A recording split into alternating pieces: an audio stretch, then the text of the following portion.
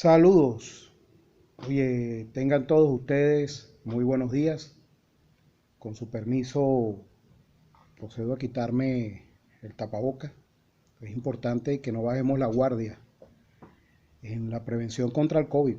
Esa es nuestra mejor defensa contra esta pandemia.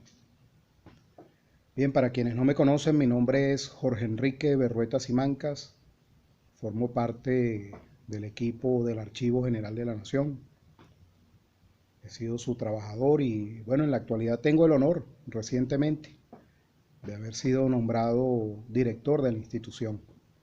Entre papeles y libros te veas, aquí estamos. También tengo el honor de ser profesor de nuestra Universidad Militar Bolivariana, particularmente en la Escuela de Estudios de Orden Interno, que es un área de posgrados, y en el Instituto de Altos Estudios para la Seguridad de la Nación, específicamente en la maestría de Historia Militar. Agradecido por la invitación a la profesora Lady y a todo su equipo. Me considero uno más de todos ustedes, de este gran equipo, de hombres y mujeres que a diario contribuyen al fortalecimiento, al crecimiento de nuestra historia. Qué importante es la historia para fortalecer no solamente nuestros lazos, sino los de nuestros compatriotas, los lazos con la patria, con eso que nos ha costado tanto. Nos ha costado mucha sangre de nuestros ancestros y bueno, toda esa conflictividad y complejidad que hemos vivido a lo largo de nuestra historia hasta nuestros días y que de alguna u otra manera se expresa en las luchas que estamos dando en el ahora, en este escenario de guerra difusa contra Venezuela, de guerra multidimensional, multiforme, donde se nos ha atacado por diversas vías y el objetivo es quebrar el espíritu de un pueblo. Y siempre es oportuno reencontrarnos los patriotas de Venezuela en el pensamiento del libertador Simón Bolívar. ¿Por qué? Para los bolivarianos, la doctrina del libertador, el pensamiento del libertador, no es la doctrina ni el pensamiento de Simón José Antonio, del solo. Es la doctrina y el pensamiento de un pueblo que sistematizó y expresa el libertador a través de sus líneas, a través de sus escritos. Es un pueblo el que está hablando.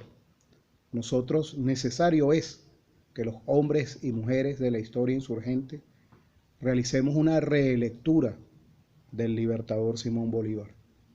Bueno, y hoy por hoy se ha creado un centro de estudios Simón Bolívar, a cargo del cual está nuestro profesor Pedro Calzadilla, que tiene esa importante misión de fortalecer aún más la doctrina y el pensamiento del libertador.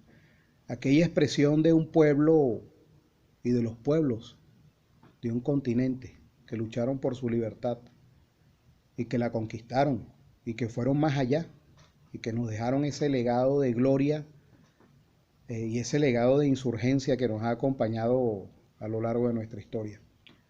Hablar de Bolívar es hablar de un equipo de hombres y mujeres que se hicieron pueblo para conquistar la gloria. ¿Por qué lo digo? Hablar de la Venezuela de principios del 19 es hablar de una provincia plena de profundas contradicciones sociales, de profundos odios entre los hombres y mujeres que conformaron aquella sociedad. Una especie de odio colectivo de unos con otros, odios entre el negro y el indio y el negro y el blanco y el negro, el blanco y el indio con el blanco, el negro con el blanco y viceversa. Profundos odios de 300 años de sometimiento, de dominación, de humillación, pero también de resistencia, de dignidad y firmeza en la defensa de la cultura por parte de nuestros afrodescendientes, de nuestros aborígenes. No fue fácil llegar hasta nuestros días, llegar hasta esta revolución bolivariana. Somos una sociedad plena de profundas contradicciones, no solamente en el campo social del presente, sino históricamente hablando. Ha sido difícil para los afrodescendientes conquistar la igualdad, conquistar un derecho, igual para nuestros aborígenes. O sea, alcanzar esa igualdad ante la ley, pero más allá que ante la ley, ante la conciencia, no ha sido fácil la aceptación. Y sin embargo, hoy por hoy, como todos ustedes lo saben, existen resabios de ese pensamiento colonial y del neocolonial que se instauró acá en el siglo XIX de la mano de los angloamericanos, bueno, de los anglosajones, y posteriormente en el XX de los angloamericanos. Hablar de Bolívar es hablar de la unidad que fue posible de aquella sociedad, a pesar de las grandes contradicciones, a pesar de esas heridas que se habían dado unos con otros, a pesar de esos odios. Bolívar, ese equipo, logró lo impensable en aquella sociedad. Logró conquistar la unidad, ¿no? Y yo siempre cito una carta que es muy valiosa, que ayuda a entender, entre tantas, ayuda a entender esto que les estoy diciendo, que es la carta del 5 de agosto de 1817 desde Angostura, donde el libertador, bueno, le explica a los pueblos el porqué de la situación con Piar, ¿no? Piar atentó contra esa utopía que se había logrado erigir desde Angostura entre 1817 y 1821. Se construyó la esperanza que permitió unificar aquellos grupos humanos que se odiaban, ¿no? Y que de alguna u otra manera el proceso de la guerra los había acercado y les había dado un objetivo, un por qué luchar, ¿no? Yo sé que ustedes saben lo que vino después, el secuestro de aquel proceso maravilloso, la destrucción de aquella utopía desde Angostura, ¿no? Y bueno, nos tocaría unas cuantas luchas más, ¿no? Llegar, llegar a este presente en el que nos encontramos y en el que seguimos en pie de lucha, seguimos consolidando la unidad, seguimos fortaleciendo la organización popular, seguimos descolonizando la memoria, parte del objetivo. Y como siempre decimos desde acá, ¿no? Que es una de las máximas de la historia. Yo sé que ustedes la saben, pero no está de más decirla en estos momentos. Si algo nos ha enseñado la historia de la humanidad y la historia de Venezuela en particular, es que pueden hacernos lento el camino, pero no detener el avance indetenible del pueblo hacia su liberación. Ese es el camino. Sabemos qué depara el futuro, pero necesario es que hagamos lo propio en el presente. A Bolívar le tocó y le tocó entender que aquel triunfo, aquella victoria estratégica, dependía de la unidad del pueblo, dependía de acercarse a la gente y conversar con la gente.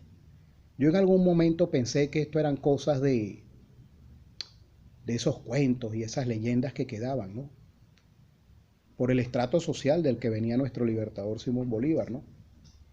Sin embargo, si algo nos enseñan sus papeles, su archivo, es que efectivamente, y otros tantos, ¿no? Informes de la monarquía española sobre Bolívar, informes de nuestras propias tropas sobre el arribo del libertador a los poblados, era ese Bolívar que se acercaba a la gente, que conversaba, indistintamente para aquella época de los colores, si era negro, si era blanco, si era indio, ¿no? Y era la capacidad de integrarlos, de hacerlos sentir que les estaba hablando un hermano, un igual. Ese poder de convencimiento fue sumando a las masas. Más allá de que algunos investigadores han dicho que de una manera que suena hasta despectiva con nosotros mismos, con nuestros ancestros. Estos discursos hay que revisarlos, ¿no? Que dicen que, bueno, que lo que logró esta unidad fue la ley de haberes militares, ¿no? Claro que influyó, pero no fue lo determinante, porque esta unidad se venía construyendo desde mucho antes y se había alcanzado. La ley no vino sino a a formalizar un compromiso económico y social reivindicativo, ¿no? Desde lo jurídico, pero no fue lo determinante. Estos discursos hay que revisarlos porque dejan mal a parte de nuestros ancestros, ¿no? Envilecen los objetivos por los cuales abrazaron a la República. Nosotros los historiadores insurgentes, que investigamos, que indagamos, ¿no? Que reflexionamos, que tratamos de alguna u otra manera de poner desde el análisis de la totalidad, desde el análisis del discurso, desde el análisis documental y de información, que aspiramos a proponer otras formas de entender nuestro proceso histórico, ¿no? Que no se habían planteado hasta nuestros días porque, bueno, habían sido impregnados de una visión desde la élite. Eso hay que decirlo y reconocerlo, ¿no? Y que hemos venido dando estas luchas, que también han sido graduales y progresivas, hasta llegar a consolidar, bueno, nuestro Centro Nacional de Estudios Históricos, hoy por hoy nuestro Centro de Estudios Simón Bolívar, ¿no? Y bueno, todos los equipos que han llegado y han ayudado a socializar la información en las instituciones que conservan información patrimonial del Estado, la Biblioteca Nacional de Venezuela, el Archivo General de la Nación. Hemos tenido la posibilidad de acceder, de entender y de ir construyendo, fortaleciendo esa historia insurgente. Entonces, hablar de Bolívar es hablar de la unidad heroica del pueblo, pero también hablar de Bolívar es hablar de organización, ¿no? Esa percepción, esa mala percepción que queda de nuestra guerra de independencia, ¿no? Malamente elaborada en la Cuarta República, prácticamente supone la victoria en una especie de, y me disculpan la expresión, en una especie de ventetú, de montonera que iba por ahí con lanzas, espadines, machetes, dagas y de manera desordenada la multitud. Claro que existió la multitud en nuestra guerra de independencia, pero de la multitud entre 1817 y 1821 pasamos a la organización de un ejército para la guerra, pero también de un Estado para la guerra desde Angostura. Se crearon las instituciones, por lo menos las tres instituciones originarias para la administración del Estado se conformaron. El ramo de Relaciones Interiores, el ramo de Hacienda y el ramo de Guerra y Marina. El ramo de la guerra, ¿no? De nuestros ramos de la administración del Estado más antiguo, ¿no? Y que, bueno, ese Estado, esa república que estaba naciendo, que se estaba erigiendo en pleno desarrollo de la guerra, ¿no? Tenía que demostrarle también a los hombres y mujeres de aquella Venezuela que era posible para los republicanos gestionar un Estado, ¿no? Y ir garantizando ya esa suma de felicidad en los territorios republicanos. Eso se vivió desde Angostura. Hay mucha tela que cortar todavía, hay mucho que investigar todavía, ¿no? De estos procesos en nuestras regiones, en, en de revisar toda la historia, ¿no? Reencontrarnos con ella. No es fácil, no es fácil, ¿no? Pero como lo dijimos hace rato, ¿no? Pueden hacernos lento el camino, pero no detener nuestro avance. Tarde o temprano terminamos nosotros consolidando la tarea y fortaleciéndola. Dos elementos estratégicos en la doctrina del Libertador: unidad y orden, que nos quedan como enseñanza para, bueno, para lo que fue todo el siglo XIX, el siglo XX y el porvenir, ¿no? Nuestro gran secreto, nuestro gran, nuestra gran estrategia para consolidarnos, ¿no? Alcanzar, fortalecer la unidad del pueblo. Y en ese fortalecimiento de la unidad del pueblo, garantizar, fortalecer la organización del pueblo. Sin organización, como lo dice el dicho popular, no hay revolución.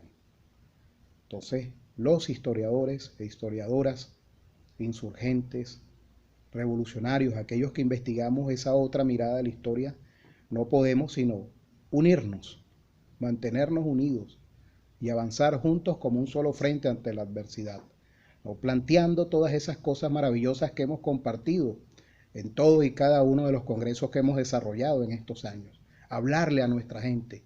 Tenemos que ir a las comunidades. Yo sé que ustedes tienen un trabajo extraordinario y es parte del reto que tenemos que seguir consolidando para divulgar nuestra historia.